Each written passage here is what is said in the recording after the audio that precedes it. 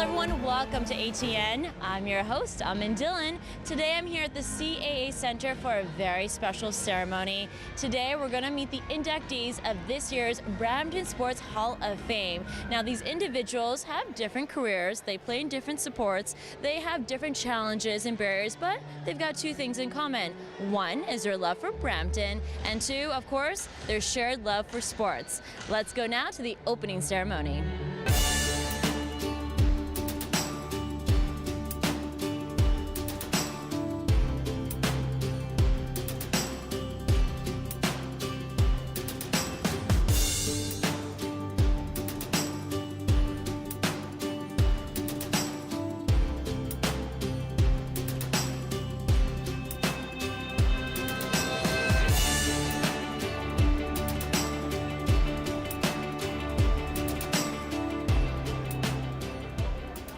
All right, Kotak is joining me here at the Brampton Sports Hall of Fame, and I know this is your 5th year, so amazing that you've been part of this and making sure that everyone here gets to recognize these fantastic individuals. So let's talk about it. Why was this so important for you to get involved? Right, so again, this is our 5th year, and I think as being part of the community, the Peel region, Brampton, Mississauga, I saw an opportunity to recognize contributors to our community, and particularly in sports, because we are in the CAA Center at a Brampton Beast game. So what we do is the inductees to the Brampton Sports Hall of Fame will come out and with their family members or their sponsors actually, and they're introduced in front of the big crowd, and we have a lot of people here today. And what I'd like to do to show our appreciation is treat them in the suites for drinks and food and mingle with them. And the actual official induction will be at Rose Theatre. Either this year, it's either in late May or in June. But this gives the city and the audience a little sample of who these people are. And we're talking about individuals who have contributed to sports in not only in the city of Brampton, but also in our country: basketball, baseball, swimming, and lacrosse as well. So it's just, I enjoy doing this for the community and also particularly for the athletes. They've worked so hard. Now, I know you do a lot of work in Brampton, and a lot of your clients are from Brampton, and so since 1979, we've had the Hall of Fame recognizing these individuals, and I was like, it's amazing that, we have a committee that looks for individuals that has put Brampton on a world stage, because, other cities get a lot of attention, but Brampton, there's so much happening here, and I feel like sometimes people don't realize it because they do kind of get grouped in with other cities like Toronto. So let's talk about that. For the city, for the people that live here, for the people that you work with, how important is it to recognize these individuals, to say they're from here, born and raised, and they're doing these amazing things around the world? You'd be surprised that the contributions some Bramptonians have made to sports and to arts and society as a whole. Last year we had a professional hockey player, Mike Weaver, was out. We've had boxers. We've had people from all different types of sports come out. So it has a very rich tradition. In fact, the head of the Sports Hall of Fame, Dean McLeod, born and raised Brampton. He actually, at my high school, I went to Central Peel. He was there. Obviously, he's different years than me, I hope, but he was one of the founding students at that school. So I'm telling you, there's people here who have been here for many, many years, and they've contributed a lot to the city, and it's good to get that out there so people can know what Bramptonians in fact have done.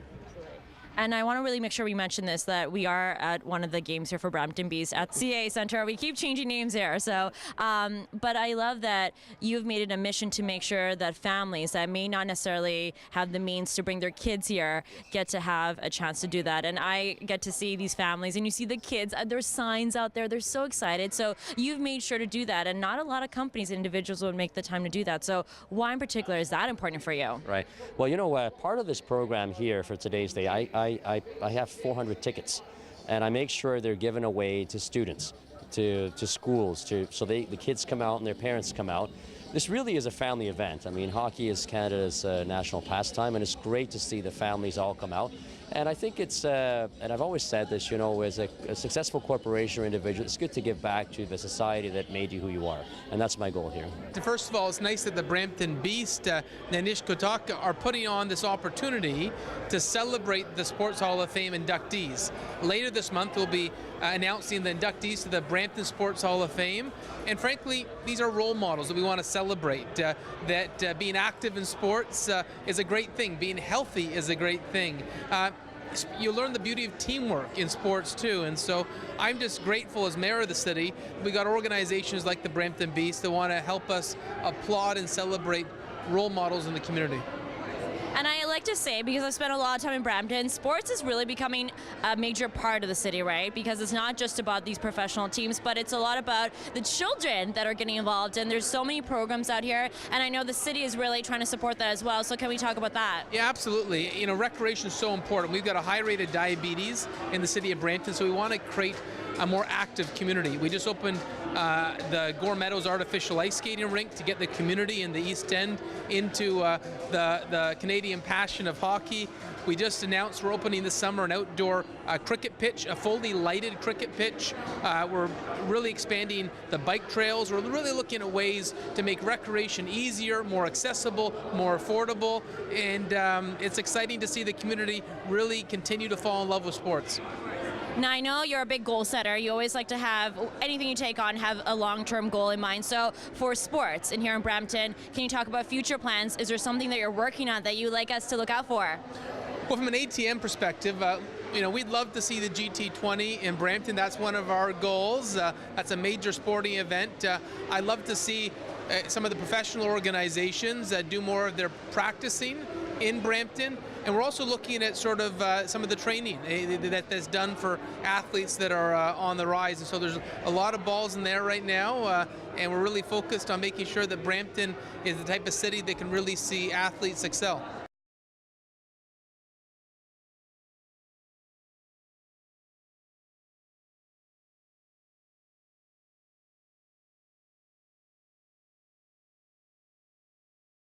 Councillor Jeff Bowman has joined me here at the Brampton Sports Hall of Fame, and you were just mentioning to me you're actually on the committee, so you had a little hand in making sure that these individuals are recognized. So first of all, let's talk about that. Being on the committee, I'm sure you have a very hard job in figuring out every year who to recognize. Absolutely. I've been on the committee 5 years now, and the committee gets we look at probably 40 or 50 applicants every year. And you've got to look at their qualifications, you've got to look at how many times they've been nominated, what they did in their sport, and were they outstanding, and more importantly, was their career focused here in Brampton? And that's how we make the decisions on who gets nominated and who gets inducted. Can we actually get some insight? So when you're looking at the submissions, I'm sure it's a very difficult task, right? Probably a lot of nights, a lot of coffee, a lot of back and forth. So how do you actually narrow it down? Well, what happens is before the process of election, we get a binder, and the binder's got everybody's bio. So, you know, if one athlete might have 40 pages in his bio, all his newspaper or her newspaper clippings, all the records they've had, and all the awards that they've won, we go through all that. We pick who we think should be, and then we go into, with all the members, we go into a closed session where we talk about the athletes and we vote on them, and it takes 75% of a vote for any athlete to get in. So if they don't have 75% of the vote, they don't get in, or they wait till next year. Okay, so of course, we just found out this year who are the inductees. Can we talk about them specifically? What made them stand out? Well, it's tough to talk about individuals and what made them stand out. This year we've got inductees from different sports. So, you know, instead of having hockey, instead of having baseball, we've got various sports. We got basketball, we got swimming, we got lacrosse. You know, we're trying to get as many different sports into the Hall of Fame as we can. And it's important because kids play all different sports these days. Brampton is probably home to more sports, recreational sports, than any city I can think of. You can do anything here. And the more sports grow, the more we're looking for hometown heroes to become members. Now, Brampton, and I'm sure you'll see this here too, there's so many families here. There's so many families here today checking out the game. So we want to make sure families that are coming here, they get the opportunity that their kids can play sports. And we know it's hard because it's getting expensive. Sports is not cheap, especially equipment when you add it all up. A lot of schools, there's only so many resources, so sometimes they have to cut sports and after school activities. So what is the city doing to making sure that, the next generation are able to play sports if they choose to do so? Sure. Sports is very important to me, actually, as a counselor. And I played sports as a kid. I played a lot of different sports here in the city. And we want to make it so that every single child has the ability to play any sport here. I do a lot of work with the cruisers, and they're athletes that have sledge hockey and the wheelchair basketball, and we have a lot of other great sports. Anything that kids want to do, we want to try and make that affordable to them. And the only way we're going to do that is to have more sports facilities, more fields available, and whether that means making deals with the schools to use their sports fields, their baseball, their football, their soccer fields that aren't being used normally. If we can make those available to kids, that's what we need. We need to get kids off the couch and onto the fields. And one last question for you. I know the city council here, they take so much pride every time they see one of their own. Every time I see any of on your social media websites, anytime anyone is recognized in whatever sport or any background, everyone makes it such a big deal. So let's talk about that. When the council's together and you just get a newspaper clipping of somebody who just received an award or someone was recognized in a movie or whatnot, what is it like when you look around and go, wow, this is like from our backyard, like a kid that grew up here is now doing this on the world stage? It is absolutely amazing, and we see it every single day, despite the fact that we don't really have a newspaper here other than the Brampton Guardian. Our kids you can see them on social media now, you can see them on Twitter feeds, you can see them everywhere, and we've got kids who are in the Olympics, the Special Olympics. They're all over the place, and when you see someone from this city, especially for me, I was born here, and I've never left. When you see someone who was born in this city and was able to come up through the ranks of any sport, become a professional, it's absolutely amazing. Kudos to them all, and we look forward to more entries into the Sports Hall of Fame. Mario Russo is joining me here at the Brampton Sports Hall of Fame. Okay, so you are actually also on the committee. I think this is a fantastic job, and I would also like to be on this committee because how amazing that you get all these submissions of amazing athletes, and you have the very difficult job actually to choosing every year who are the inductees. So let's talk about that. This committee. Who is on the committee? Well, it's a citizen-based committee. Council chooses citizens, but it's from all walks of life. So we have seniors, we have younger athletes, we have people that are just interested in giving back, and people who have generally participated in sports their whole lives. Yeah.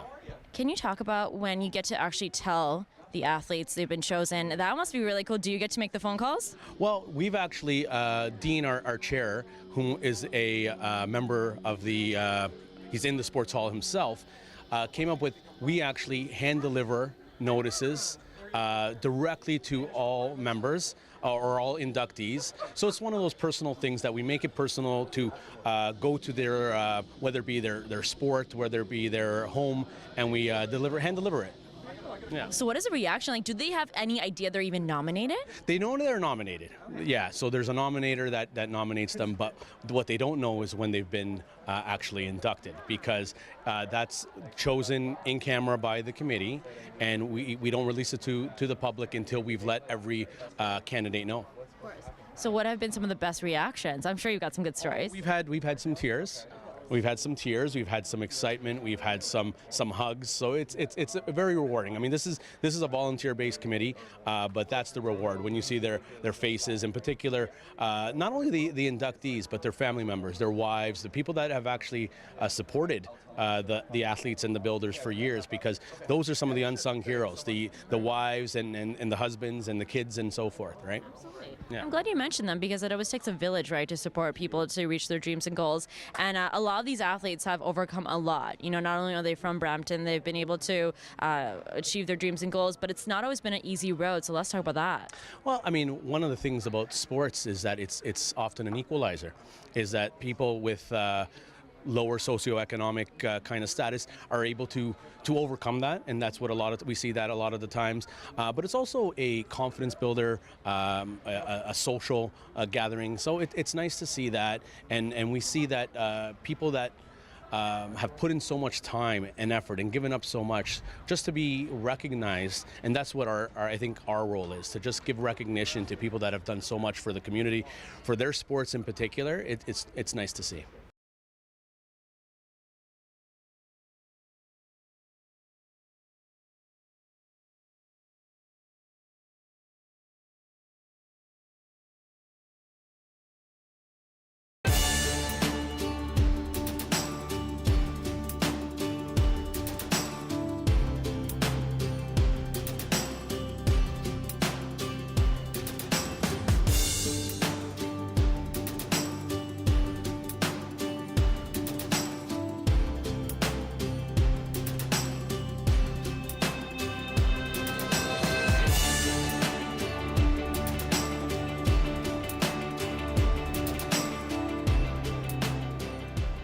All right, Don Doan is joining me, one of our inductees for this year's Brampton Sports Hall of Fame. Well, first of all, sir, congratulations. How does it feel?